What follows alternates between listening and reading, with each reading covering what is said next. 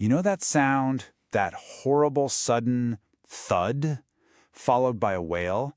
Your child's hit their head, and your heart just stops, right? A million questions start racing through your mind. Okay, let's take a deep breath. We're going to walk through this together and turn that panic into a solid, confident plan. And probably the very first question that pops into your head is, should I let them sleep? I mean, it's the classic dilemma, and it's a moment of real uncertainty for so many of us. Okay, let's just bust this myth wide open right now. That old-fashioned advice to keep a child awake no matter what, it's outdated. Actually, rest is absolutely essential for the brain to start healing. So the short answer is, yes, you can and should let them sleep. The key is your focus shifts. Your job isn't to prevent sleep, it's to monitor them carefully while they do. And we're about to cover exactly how to do that. So, how do we actually get from that heart-in-your-throat moment of panic to a calm procedural response? Well, it all starts with having a plan. So let's build that first aid plan together, right now. Before we dive into the details, you need to know this. Everything in first aid boils down to these three simple but really powerful goals. Every single thing we do is to preserve life, prevent the situation from getting any worse, and promote recovery. Just keep these three things in the back of your mind. Here is your immediate action plan. It's a system that professionals use, and it's easy to remember. DRABCD. Think of it as your emergency checklist. First, D is for danger. Is the area safe for both you and the child? Next, R is for response. Are they conscious? A simple way to check is the AVPU scale. Are they alert? Do they respond to your voice? If not, what about a gentle shake on the shoulders, a painful stimulus? Or are they completely unresponsive? If they are unresponsive, you immediately check their A for airway, then B for breathing.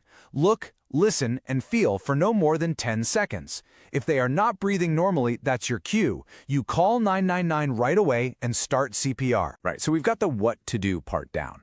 But understanding why you're doing it, well, that's what gives you real confidence. So let's take a quick peek under the hood, so to speak. What's actually happening inside the head after that knock? The first thing to know is that the vast majority of these bumps to the head in childhood are minor. But because a small number of them can be serious, we have to treat every single one with respect. Our vigilance is the safety net that catches those rare but serious problems early. So, what are we watching for? Well, the most common thing is a concussion. Think of it this way. A sudden jolt or blow can cause the brain to get shaken inside the skull. That little shakeup is what temporarily disturbs normal brain activity. And that's exactly why you might see symptoms like dizziness, some brief memory loss, or nausea. Now, this is the more serious condition we're really monitoring for. It's called cerebral compression. This is a buildup of pressure on the brain from either swelling or a bit of bleeding. This pressure is what causes the really dangerous signs, like a child becoming increasingly drowsy, or you noticing their pupils are different sizes. This is a huge red flag. And finally, there's the possibility of a skull fracture, a crack or break in the skull bone. You might see a deformity or feel a soft, boggy area on the scalp. But listen very carefully to this part. A critical warning sign is any clear fluid or even watery-looking blood coming from the ears or nose. That could be cerebrospinal fluid, and it is an absolute emergency. Okay, so knowing about these conditions is one thing, but how do you decide what to do in the heat of the moment? That brings us to probably the most practical tool in this entire explainer, the traffic light guide. Trying to make that call. Do we go to the hospital? Do I phone for advice? Or can we just watch at home? It's so stressful.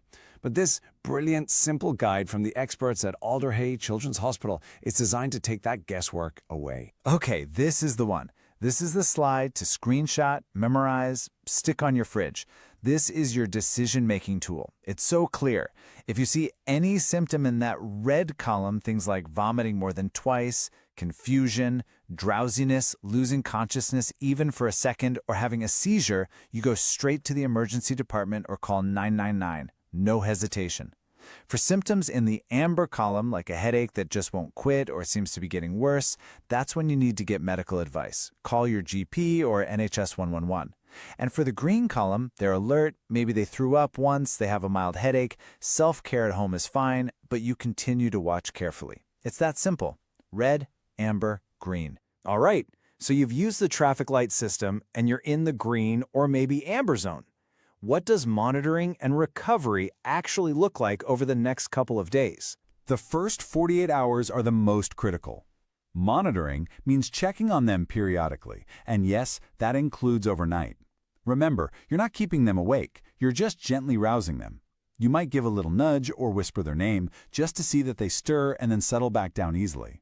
All through these 48 hours, you're just on the lookout for any of those red or amber symptoms to appear. And just to drive home how important this observation period is, the Alder Children's NHS Trust gives this direct advice, and I'm quoting here, "Do not leave your child alone at home for the first 48 hours after leaving hospital."